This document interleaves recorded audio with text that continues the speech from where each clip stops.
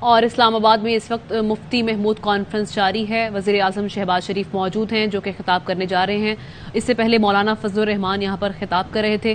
مفتی Mahmood conference کا انعقاد کیا گیا ہے اسلام آباد میں۔ وزیر اعظم محمد شہباز شریف یہاں پر مہمان خصوصی ہیں اور ڈائس پر موجود ہیں، خطاب کرنے والے ہیں۔ چند ہی لمحوں میں ان کا خطاب شروع ہو جائے گا۔ یہاں پر دیکھ سکتے ہیں شرکاء کی ایک بہت بڑی تعداد موجود ہے۔ وزیر اعظم شہباز شریف یہاں کے مہمان خصوصی۔ اس سے پہلے مولانا فضل الرحمان نے اس تقریب سے خطاب کیا ہے۔ مناظر آپ دیکھ رہے ہیں وزیر اعظم محمد شہباز شریف مفتی محمود کانفرنس سے خطاب کرنا چاہتے ہیں۔ سپہ سالار جمعیت علماء اسلام، انتہائی قابل احترام اکابرین،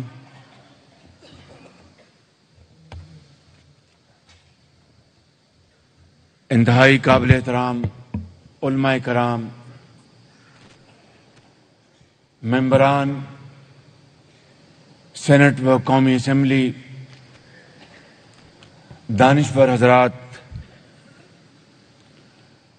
اور جمعیت علماء اسلام کے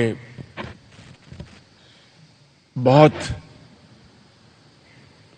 شاندار جیالے جو یہاں پر آج موجود ہیں، جنہوں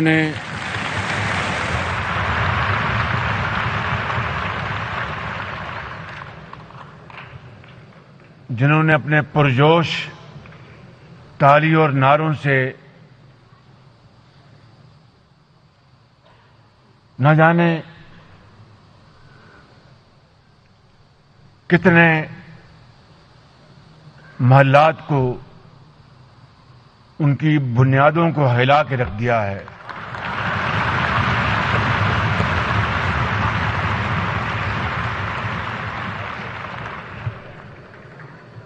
یہ عظیم الشان کانفرنس آج اس عظیم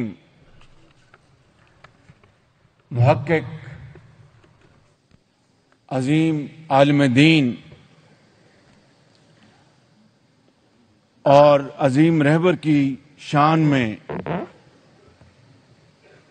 منعقد کی گئی ہے،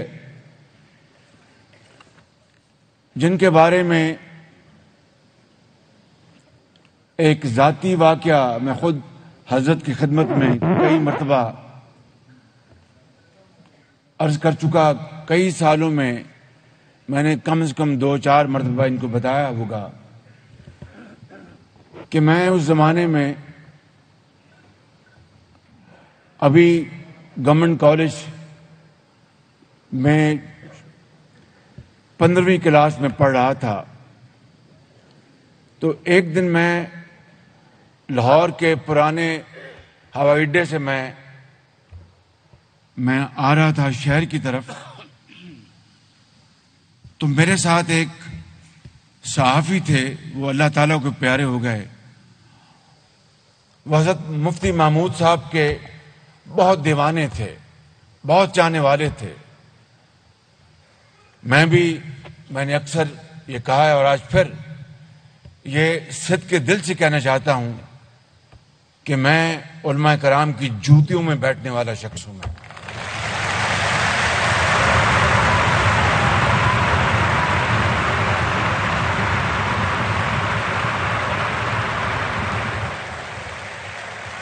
اور یہ بات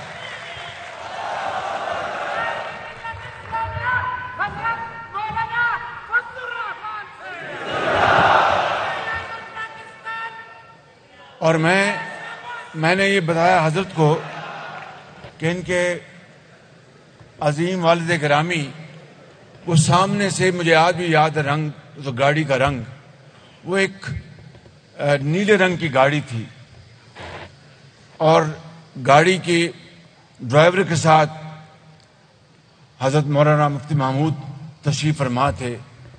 آپ یقین کریں کہ ایک وہ ٹوٹی پھوٹی گاڑی تھی، ایک انتہائی سادہ، اس زمانے میں شاید ایسی گاڑی تو کوئی بھی رکھ سکتا تھا، اس گاڑی میں حضرت گزرے۔ تو مجھے ان صحافی نے کہا کہ شہباز شریف وہ جا رہے ہیں مفتی محمود صاحب۔ میں نے کہا کہ یہ تو بڑے سادہ طبیعت آدمی ہیں. کہنے کا آپ نے دیکھا نہیں کہ کتنی سادہ گاڑی میں وہ سفر کر رہے تھے. یہی ان کی زندگی کا اوڑھنا بچھونا ہے. وہ اسی طریقے سے انتہائی سادہ طریقے سے وہ زندگی بسر کرتے ہیں. چنانچہ جب یہ سلسلہ چلا اور حضرت مفتی صاحب نے جب وزیر اعلیٰ اس زمانے میں صوبہ سرحد کہا جاتا تھا پختونخوا، پھر آ کے ANP کے حکومت نے اس زمانے میں اس کو پختونخوا صوبہ ڈکلیئر کروایا، تو اس زمانے میں مجھے بطور ایک طالب علم کی یاد ہے کہ مفتی صاحب کی جو حکومت تھی وہ مخلوط حکومت تھی، جن میں ANP شامل تھی، مرحوم اسلم خٹک صاحب کا گروپ وہ شامل تھا، اور اس طرح شاید کچھ اور اس میں پارٹیاں شامل تھیں، اور مخلوط حکومت تھی. اور جب جس طرح میرے بھائی امیر حیدر نے بتایا کہ صوبہ بلوچستان میں جب وہاں پر حکومت کو ہٹایا گیا تو مجھے آج بھی یاد ہے کسی اخبار میں نے پڑھا تھا کہ حضرت مفتی صاحب احتجاجاً استعفیٰ دے کر اپنا سادہ سا سوٹ کیس لے کر اپنے گھر چلے گئے. اب بتائیے کہ یہ وہ بنیاد ہے آپ کا جو زندگی کا جو مشغلہ تھا، وہ علم کو فروغ دینا. تعلیم و تدریس ملتان میں قاسم العلوم جو ان کا بہت عظیم و شان ادارہ ہے، وہاں پر حضرت مفتی صاحب نے ہزاروں بچوں کو تعلیم کے ہنر سے آراستہ پیراستہ کیا، اور انہوں نے قرآن کریم کی تفسیر لکھی، اور ان کے بے شمار دین اسلام کے فروغ کے لیے ان کی بے پناہ خدمات ہیں. مگر جب وہ سیاست میں آئے تو جس طرح یہاں پر مولانا فضل الرحمان صاحب نے فرمایا کہ جناب ذوالفقار علی بھٹو کے دور میں، ایوب خان کے دور میں، یحییٰ خان کے دور میں مفتی صاحب کے سیاسی ان کی سوچ، اس کے حوالے سے ان کے اختلافات، لیکن انہوں نے کبھی گفتگو کا دروازہ بند نہیں کیا، اور انتہائی نرم انداز میں مگر بڑے پرمغز انداز میں انہوں نے گفتگو کو ہمیشہ خوش آمدید کہا. ہمیشہ اس کو سیاست کا ایک ایٹرنل فیکٹر کہا. یعنی ایٹرنل فیکٹر کیا کہیں گے، یعنی اس کا جزو لا ينفک، کہ گفتگو ڈائلاگ سیاست کا حصہ ہے، حسن ہے تمام تر اختلافات کے باوجود. میں سمجھتا ہوں کہ یہ ہے وہ اسلوب، یہ ہیں وہ افکار جو کہ حضرت مولانا فضل الرحمان کے والد گرامی نے ہم سب کے لیے ایک رہنما اصول کے طور پر چھوڑے. مگر آج آپ دیکھیں، آج سیاست نے کیا کروٹ بدلی ہے. آج گالی گلوچ سے آغاز کیا جاتا ہے اور گالی گلوچ پر اس کا اختتام کیا جاتا ہے. لیکن میں آپ کو اس عظیم مجمع کو میں گواہ بنا کر کہتا ہوں کہ جس طریقے سے پرجوش طریقے سے آج آپ نے مولانا فضل الرحمان صاحب کا اور میرے بھائی جناب حوتی صاحب کا، جس طرح ان کی باتوں کو آپ نے ان کی پذیرائی کی اور جس جوش اور جذبے کے ساتھ میں فکر مند تھا.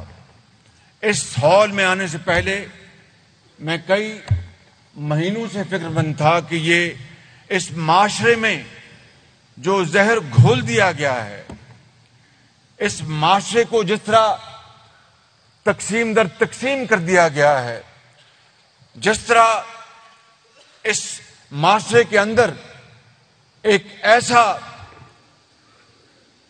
ایسا گروہ پیدا کیا جا رہا ہے جس کو سکھایا جا رہا ہے کہ آپ نے ہر شریف آدمی کی بے عزتی کرنی ہے، آپ نے گالی سے آپ نے اپنی بات شروع کرنی ہے، چاہے وہ پاکستان کے اندر، چاہے وہ برطانیہ میں، چاہے وہ سعودی عرب میں یا امریکہ میں، اور اس طرح آپ نے معاشرے کو تباہ و برباد کر دینا ہے.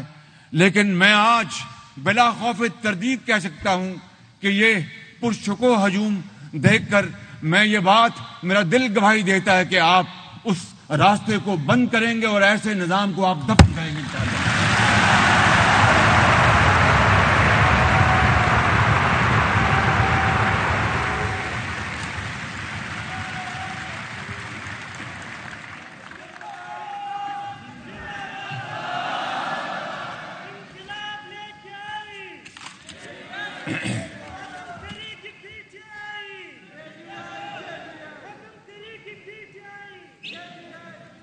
اس کے باوجود کہ وہ شخص غضب کی دھوپ میں شبنم مزاج رکھتا تھا، یہ ہے وہ بنیادی بات جو ہمیں قرآن کریم جس کی ہدایت فرماتا ہے اور جس کی ہدایت ہمیں اسوہ حسنہ سے ملتی ہے. میں سمجھتا ہوں کہ آج جس مشکل ترین حالات میں جناب مولانا فضل الرحمان صاحب، جناب میاں محمد نواز شریف صاحب، جناب آصف زرداری اور بلاول بھٹو صاحب اور درجہ بدرجہ اے این پی کے یہاں پر اصحاب تشریف فرما ہیں، بی این پی، باپ، ایم کیو ایم، اور اس طرح درجہ بدرجہ تمام اس مخلوط حکومت میں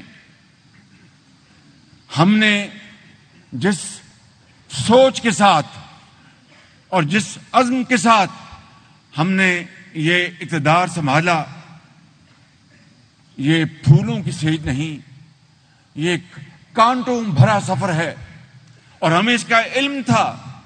لیکن جس طرح یہاں پہ بتایا حیدر ہوتی صاحب نے، میں آپ کو انتہائی ذمہ داری سے عرض کرتا ہوں کہ ان رہنماؤں کی رہنمائی میں، میرے قائد نواز شریف کی رہنمائی نے، ہم نے بہت مشکل حالات سے ہم گزر کے آئے ہیں اور ابھی بھی اس میں گزر رہے ہیں. لیکن انشاءاللہ ہماری نیت میں اخلاص ہے. خدا کے فضل و کرم سے ہم سب انسان ہیں، فرشتے نہیں ہیں. اور مجھے اس کے اوپر بات کرنے کی اس لیے میں ضرورت نہیں سمجھتا کہ آپ لوگ جو میرے سامنے بیٹھے ہیں اور یہاں پر بیٹھے ہیں، جو علم اور جو عبور آپ کو قرآنی آیات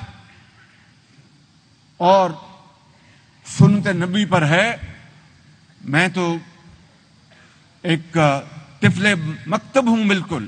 لیکن ایک بات جانتا ہوں کہ اگر نیت میں اخلاص ہو اور اللہ سے ڈر کر ہم کام کرنے کی جستجو کر لیں تو پھر وہ مالک راستہ بناتا ہے، پھر وہ تمام مشکلات دور کر دیتا ہے. بالکل اسی لیے آپ نے دیکھا کہ معیشت ہچکولے لے رہی تھی اور یوں لگتا تھا کہ آج پاکستان خدا نخواستہ دیوالیہ ہو جائے گا. اور ایک شخص دن رات دل سے یہ بد دعائیں کر رہا تھا کہ یہ دیوالیہ ہو جائے، یہ پاکستان خدا نخواستہ سری لنکا بن جائے، لیکن حضرت کی دعاؤں سے، قوم کی دعاؤں سے اور شعور سے اور محنت سے ہم نے وہ مرحلہ بہت اچھے انداز میں طے کیا.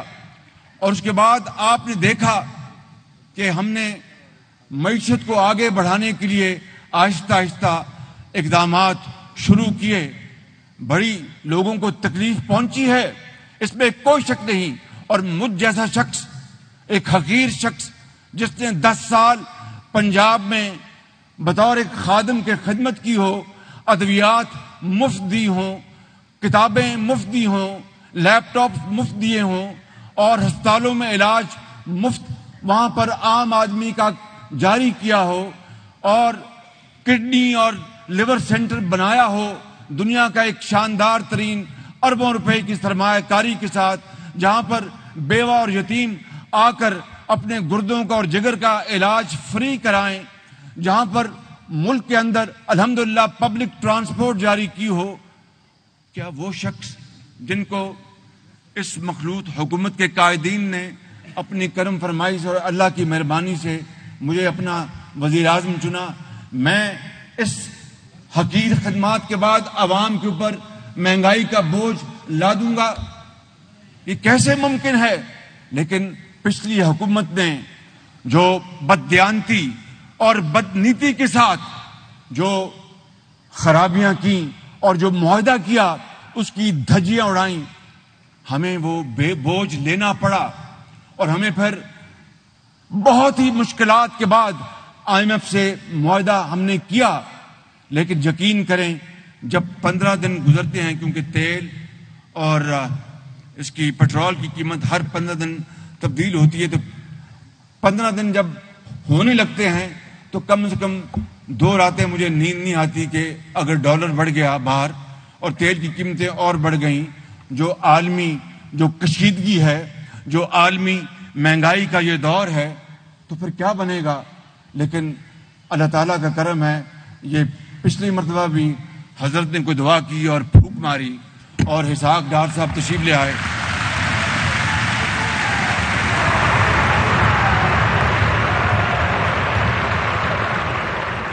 ذرا ملاحظہ کیجئے گا، میں نے پھونک کی بات کی ہے، جادو ٹونے کی بات نہیں کی میں نے.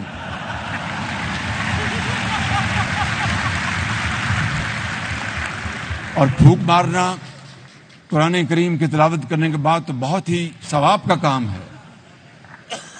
تو خدا تعالیٰ کے فضل و کرم سے چونکہ نیت نیک ہے، وہ قیمتیں پچھلے 15 باروں میں کم ہوئیں. اب کل پھر ہم نے نئی قیمت جاری کرنی ہے، تو میں پھر حضرت کی خدمت میں حاضر ہوں گا کہ ایک اور پھونک مار دیں.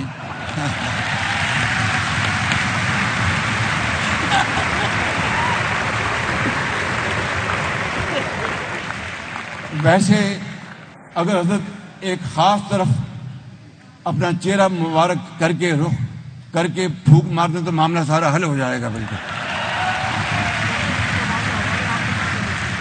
اور وہ زیادہ دور نہیں یہاں سے، بس پھونک ہی ماریں گے، کام ہو جائے گا انشاءاللہ.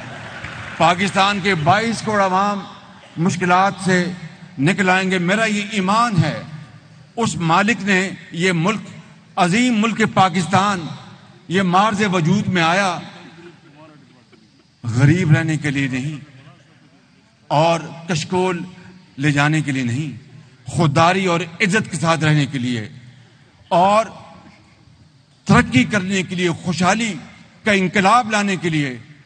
مجھے ایک دن وہ جو سابق ہیں وزیر اعظم، انہوں نے وہ روز ویڈیو دکھاتے ہیں اپنے جلسوں میں، اور جلسوں میں آ کے پتہ نہیں کیا کیا باتیں کرتے ہیں، کچھ سمجھ میں نہیں آتا کہ یہ بات کیا کر رہے ہیں. کبھی کہتے ہیں کہ جاپان اور جرمنی جو ہیں یہ ہمسایہ ممالک ہیں،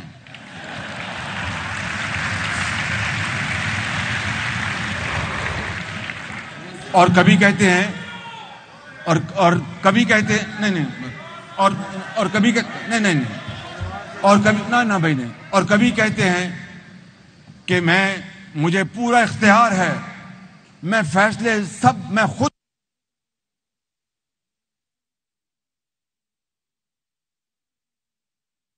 اور میں دبا کے فیصلے کرتا ہوں، مجھے کوئی رکاوٹ نہیں۔ آج کل کہتے ہیں تو مجھے تو فیصلہ ہی نہیں کرنے دیا گیا۔ تو بھائی اگر فیصلہ نہیں کرنے دیا گیا تو 3.25 سال آپ کیا کرتے رہے؟ آپ تو یہی کہتے رہے کہ میں مجھے پورا اختیار ہے، میں مختار ہوں، تمام فیصلے میں کرتا ہوں۔ میں آپ عالم دین ہیں، بہت اللہ تعالیٰ سے آپ سب لوگ ڈرنے والے ہیں، صبح قرآن کریم کی تلاوت کرتے ہیں، فجر کی نماز کے وقت آپ سجدہ ریز ہوتے ہیں، ہم سب۔ میں آپ کو گواہ بنا کر کہنا چاہتا ہوں بلا خوف تردید کہ ایسا جھوٹا شخص خدا کی قسم میں نے اپنی زندگی میں نہیں دیکھا بالکل۔